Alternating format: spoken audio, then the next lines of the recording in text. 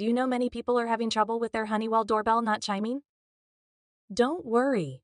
In this video, we'll show you how you do this. Let's start. Step 1. Check batteries. Ensure the correct batteries are installed in both the doorbell and the push button. Check the polarity to confirm they are placed correctly. Step 2. Unmute device.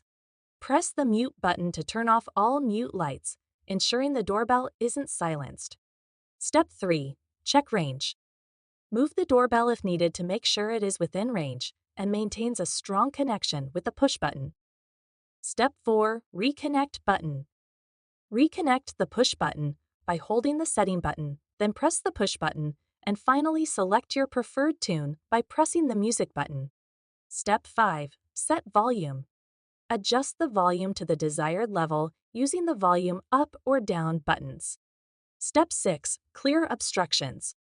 Ensure no metal barriers interfere with the signal between the doorbell and push button.